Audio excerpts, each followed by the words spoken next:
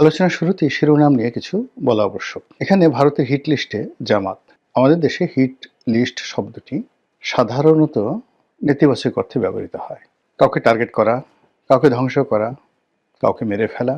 সাধারণত এ সকল বিষয় বোঝানোর জন্য সংবাদপত্রগুলো সাধারণত হিট লিস্ট শব্দটি ব্যবহার করে। কার্যত হিট লিস্ট শব্দটি মূলত কাউকে গুরুত্ব সহকারে বিবেচনা করা, কারোর সঙ্গে সম্পর্ক স্থাপন করা এবং কাউকে একেবারে জোরাজুরি করে তার সঙ্গে একটি সম্পর্ক স্থাপন করার নামও অনেক ক্ষেত্রে হিট লিস্ট হয়ে যায়। তো সেই অর্থে দিল্লির সঙ্গে, ভারতের সঙ্গে, নরেন্দ্র মোদীর সঙ্গে বর্তমান জামাতের সম্পর্কের যে একটা নতুন দ্বার উন্মোচিত হয়েছে, এটি বোঝানোর জন্য আমি মূলত এই হিট লিস্ট শব্দটি ব্যবহার করেছি। আজ থেকে বহু বছর আগে আমার যতটা মনে পড়ে, যখন কাদের মোল্লার ফাঁসি নিয়ে খুব আলাপ আলোচনা হচ্ছিল, ঠিক ওই সময়টাতে আমি একটা পত্রিকা বের করতাম, অনলাইন পত্রিকা, যেটির নাম ছিল dnews.com, মানে differentnews.com। 2011-12 সনে যারা পাঠক ছিলেন তারা জানতেন যে এটি ওই সময়টাতে খুবই জনপ্রিয় একটি অনলাইন মাধ্যম ছিল এবং অ্যালেক্সাতে র্যাঙ্কিংয়ে এটি প্রথম 5টি শীর্ষ সংবাদপত্রের মধ্যে আমার এই পত্রিকাটি ছিল। তো সেই পত্রিকাতে প্রায় প্রতিদিনই এই চমকপ্রদ নিউজগুলো আমি দিতাম। তখন একবার একটা নিউজ করেছিলাম যে জামাতের নেতাদের যে যুদ্ধ অপরাধের বিচার হচ্ছে, এই বিচার প্রক্রিয়া প্রভাবিত করার জন্য জামাত সারা দুনিয়াতে লবিস্ট নিয়োগ করেছে এবং ভারতেও তাদের লবিস্ট নিয়োগ করা হয়েছে। তো এটা যখন ছাপা হলো, একেবারে হই হই রই রই কাণ্ড চারিদিকে। কেউ বিপক্ষে বললেন, কেউ পক্ষে বললেন। যারা পক্ষে বললেন তাদের বক্তব্য ছিল যে জামাতের সঙ্গে ইন্ডিয়ার সম্পর্ক হতে পারে, জামাতের পক্ষে সবকিছু সম্ভব। আবার অন্যদিকে যারা বিপক্ষে তারা সেই চিরাচরিত ভাষায় গালাগাল, এবং অবাকের ব্যাপার হলো যে জামাতের লোকজন এখন যত চমৎকার ভাষায় গালাগাল করতে পারে, অশ্লীল অশ্রাব্যতায় তারা বিশ্ব রেকর্ড তৈরি করে ফেলেছে, ঠিক এতটা দক্ষতা তখনও হয়নি 2011-12 সনে। কিন্তু তারপরেও তারা ওই সময় গালাগাল দিত। আমার একটা ইউটিউবে আমার একটা ভিডিও আপলোড হয়েছিল, পার্লামেন্টে জামাত বিরোধী একটা বক্তব্য দিয়েছিলাম। সেই বক্তব্যটার কমেন্টে গিয়ে আপনি দেখতে পারবেন যে ওই সময়টিতে জামাতরা কিভাবে গালাগাল করত। একদিকে তাদের বা আমি যে সময়টাতে ফাঁসি তখনও হয়নি, জামাতের বিচার প্রক্রিয়া শুরু হয়নি, পার্লামেন্টে আমার প্রথম বক্তব্যর মধ্যেই 2009 বা 10 সনের প্রথম দিকে আমি ভাষণটা দিয়েছিলাম। কিন্তু আজকের জামাতের যে গালাগাল বা যা কিছু, ওটা 2009-10 সনে কেমন ছিল তখন ওই ভিডিওটা দেখলেই আপনারা বুঝতে পারবেন। তো যেটা বলছিলাম যে জামাত ভারতের সাথে সম্পর্ক স্থাপন করার জন্য লবিস্ট নিয়োগ করেছে। তো এই ঘটনা পরবর্তীতে যখন 2015 বা 16 সনে জামাতের সঙ্গে ভারতের কি সম্পর্ক, কোন পর্যায়ের সম্পর্ক, সেটা চাক্ষুষ দেখার সুযোগ হয়েছিল। আমি শুধু এতটুকু বললাম, জামাত এই যুদ্ধাপরাধীদের যে বিচার, সেই বিচার প্রক্রিয়াতে ভারতের সহযোগিতার জন্য তাদের বড় বড় নেতাদেরকে এই যুদ্ধাপরাধের দায় থেকে মুক্ত করার জন্য করেনি এহেন চেষ্টা নেই। কিন্তু জিনিসগুলো কাঁচা হাতে তখন হ্যান্ডেল হয়েছে। আমেরিকাতে যারা বিনিয়োগ করেছে বা ভারতে যে সমস্ত কর্তাদের সাথে জামাতের যে সকল স্তরের নেতারা দেখা সাক্ষাৎ করেছে, সেখানে পারস্পরিক যে হ্যান্ডেলিংটা ভালো মতো হয়নি। আমি এরকম একটা দুটো ঘটনা জানি যেখানে ভালো মতো হ্যান্ডেলিং হলে পরিস্থিতি ভিন্নতর হতে পারত। এনিওয়ে, তো এখন যেটা বললাম যে জামাতের রাজনীতির বাংলাদেশে প্রথম থেকেই মূলধন হলো ভারত বিরোধিতা। তো সেই ভারত বিরোধিতা করে তারা রাজনীতি করে আসছে। কিন্তু আমাদের দেশের রাজনীতির দুটো প্রকৃতি রয়েছে। আপনি যদি রাজপথে লড়াই করতে চান, সংগ্রাম করতে চান, আন্দোলন করতে চান, তাহলে জনপ্রিয়তা পাওয়ার জন্য ভারত বিরোধী বক্তব্য একেবারে মুড়ি মুরকির মতো আপনি খাওয়াতে পারবেন লোকজনকে। তারপর আমেরিকার বিরুদ্ধে আপনি বক্তব্য দিয়ে, সাম্রাজ্যবাদী বিরুদ্ধে বক্তব্য দিয়ে আপনি মাঠ গরম করতে পারবেন। কিন্তু যেই মুহূর্তে আপনি ক্ষমতায় যাবেন, বা আপনি যদি সত্যিকার অর্থে ক্ষমতায় যেতে চান, যে কোনো মূল্যে আপনাকে ভারতের সঙ্গে এবং আমেরিকার সঙ্গে সম্পর্ক রক্ষা করতে হবে। 50-এর দশক থেকে, মানে দ্বিতীয় বিশ্বযুদ্ধের পরে যখন লিগ অফ নেশন বন্ধ হয়ে আবার জাতিসংঘ প্রতিষ্ঠিত হলো, তখন থেকেই পাকিস্তানের জন্য এবং পূর্ববঙ্গের জন্য আমেরিকা অপরিহার্য হয়ে পড়ল।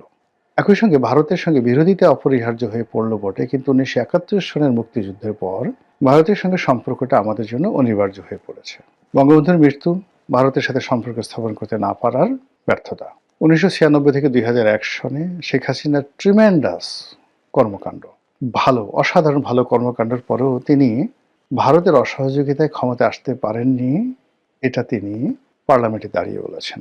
তারপর সেন্ট মার্টিন আমেরিকা চাচ্ছে বাংলাদেশের কাছে, এটা বাংলাদেশ দিতে পারেনি বা শেখ হাসিনা দিতে পারেনি, এজন্য তাকে চলে যেতে হয়েছে বা চলে যেতে হবে। এবং তিনি সেটা ডিক্লেয়ার করেছিলেন যে আমি বঙ্গবন্ধুর কন্যা, আমার ক্ষমতা দরকার নেই, কিন্তু আমি দেশ বিক্রি করে ক্ষমতায় আসতেও পারবো না, থাকতেও পারবো না, যেতেও পারবো না, যা হয় হবে।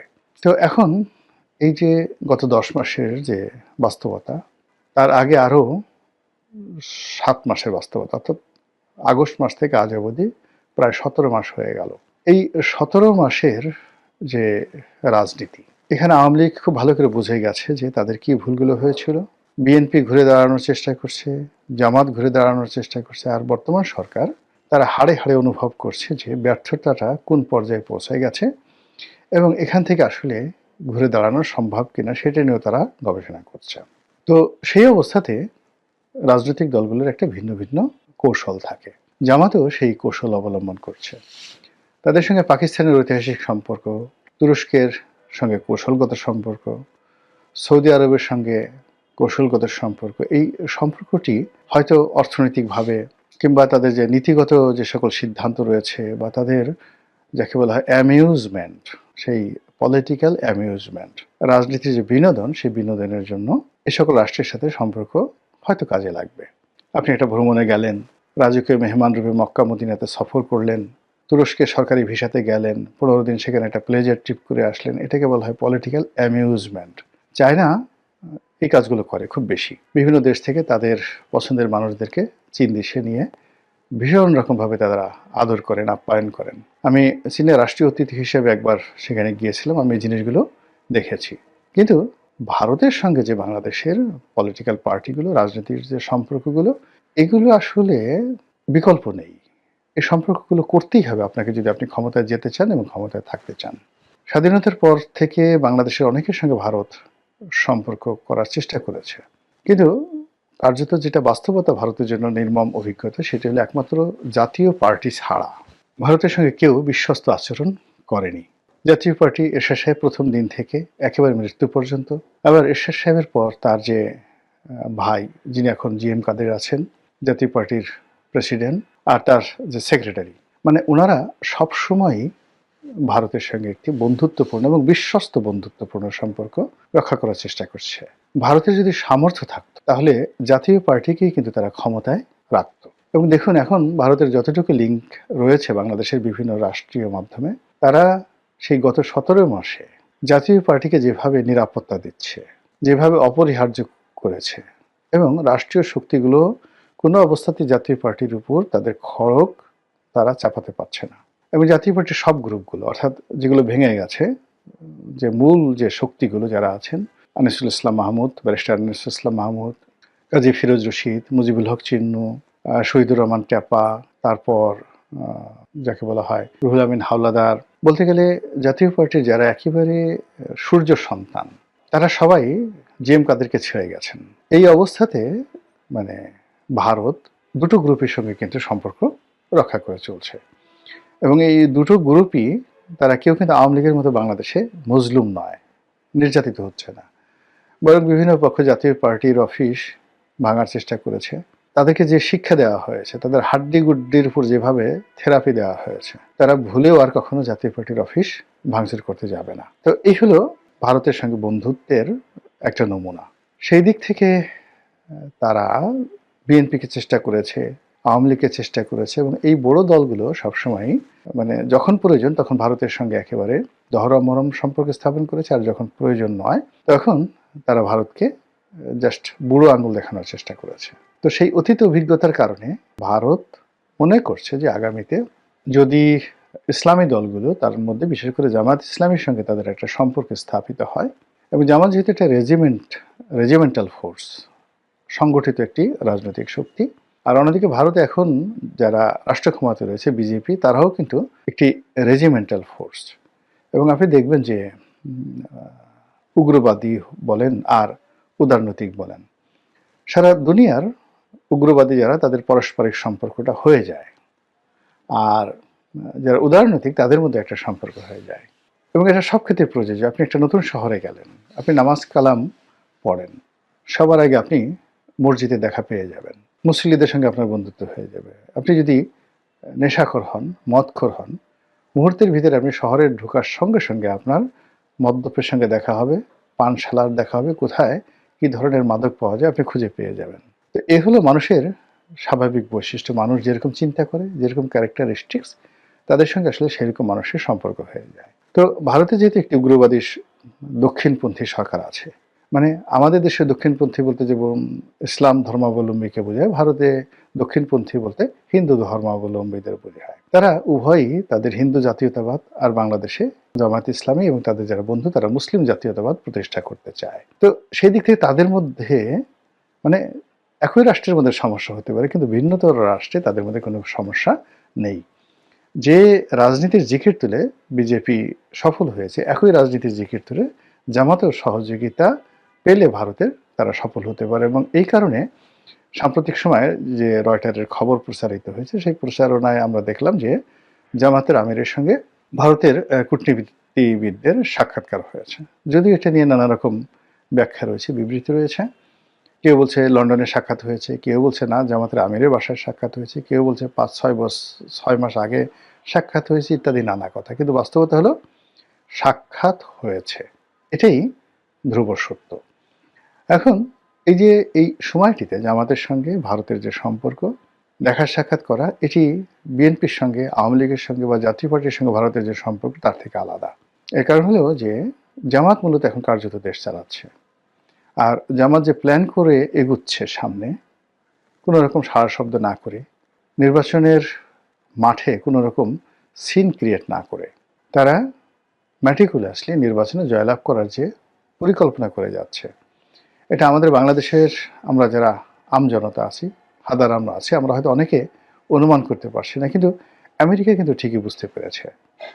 তারপর ভারতও ঠিকই বুঝতে পেরেছে যে এখানে রাজনীতির হিসাব পাল্টে যেতে পারে যে কোনো সময়, যে কোনো পরিস্থিতিতে। এই কারণে হলো আসলে কৌশল এমন একটা জিনিস। তারপরে আসমানি ধরেন সাহায্য তো অবশ্যই আছে। যারা ধর্মকর্মে বিশ্বাস করেন তারা মনে করেন যে আল্লাহর সহযোগিতা না থাকলে রাষ্ট্র ক্ষমতা আসা যায় না। যুদ্ধে জয়লাভ করা সংখ্যার উপর নির্ভর করে না। মাত্র ৩০০ জন লোক নিয়ে ১০,০০০ লোকের বিরুদ্ধে যুদ্ধ করা গেছে এবং ৩০০ জন লোক জয়ী হয়েছে। আর ইসলাম ধর্মের ইতিহাসে ৩১৩ জন ভার্সেস ১,০০০ বদরের যুদ্ধে। সেখানে মুসলিম বাহিনীর বিশাল বিজয়। আবার পরবর্তী সময়ে যে উহুদের যুদ্ধ হলো বা খন্দকের যুদ্ধ হলো, এই যুদ্ধগুলোতেও কিন্তু মুসলমানদের সংখ্যা ছিল খুবই নগণ্য। একইভাবে আলেকজান্ডার মাত্র ৪০,০০০ সৈন্য নিয়ে তিনি পারস্যে গিয়ে ৩ লাখ পার্সিয়ান আর্মির বিরুদ্ধে লড়াই করে তিনি জয়লাভ করেছেন। এগুলো সব ইতিহাস। এর কারণ হলো এখানে রেজিমেন্টাল ফোর্স, ট্রেনিং, সাহস, কৌশল ইত্যাদির উপর অনেক কিছু নির্ভর করে। তো জামাত যতটুকু আছে, ১ জন, ২ জন, ৩ জন, ৪ জন, আপনি যাই বলেন না কেন, যেভাবে তুচ্ছ-তাচ্ছিল্য করেন না কেন, এটা একটা রেজিমেন্টাল ফোর্স। তো সেই রেজিমেন্টাল ফোর্সের তাদের অর্থ আছে, টাকা আছে, তার সঙ্গে যদি ভারতীয় কৌশল, চাণক্য নীতি তাদের সঙ্গে যুক্ত হয়ে যায়, তাহলে আমাদের দেশে যে প্রথাগত নির্বাচনের ইঞ্জিনিয়ারিংটা রীতিমতো প্রাতিষ্ঠানিক রূপ লাভ করেছে। এবং এই সময়টাতে আমরা কেউ টের পাচ্ছি না। যেমন আমার একটা মামলা ঢাকা কোর্টে, তো এই মামলার একটা শুনানি ছিল। তো নির্বাচন আরও ১.৫ মাস আগে, কিন্তু কোর্ট কাছারির বেশিরভাগ ম্যাজিস্ট্রেট এখন নির্বাচনের দায়িত্বে কিন্তু তারা চলে গেছে। আমরা যারা অনিশ্চয়তার কথা বলছি, আমরা যারা নির্বাচনে বিএনপির বিজয়ের ব্যাপারে শতভাগ নিশ্চিত হয়ে বসে আছি, কিন্তু এখানে যে কি ইঞ্জিনিয়ারিংটা হচ্ছে, কি চাণক্য নীতি হচ্ছে, পর্দার আড়ালে কি যে খেলাধুলা হচ্ছে, এটি যারা এটা পরিচালনা করছেন তারা বলতে পারবেন। বিএনপি হয়তো শক্তিমত্তার উপরে, সংখ্যাধিক্যের উপর, জনপ্রিয়তার উপর তারা নির্ভর করছে। আর অন্যদিকে জামাত কৌশলের উপর নির্ভর করছে, প্ল্যান, পরিকল্পনার উপর নির্ভর করছে। তাদের যে দেশি এবং বিদেশি যে শক্তি রয়েছে এবং প্রশাসনের বিভিন্ন স্তরে তাদের যে সকল লোক রয়েছে, সবার সঙ্গে একটা সম্মিলিত যাকে বলা হয় প্ল্যান করে তারা এগোচ্ছে, নির্বাচন হবে অথবা হবে না। কিন্তু যাই হোক না কেন, তারা যেন তাদের অস্তিত্ব বজায় রাখতে পারে সসম্মানে, মর্যাদা এবং শক্তিতে। সেই ব্যাপারে তারা যে কাজগুলো করছে এবং সেই কাজের ক্ষেত্রে দিল্লির সঙ্গে তাদের যে সম্পর্কটা, এটা স্বাভাবিক, একেবারে স্বাভাবিক।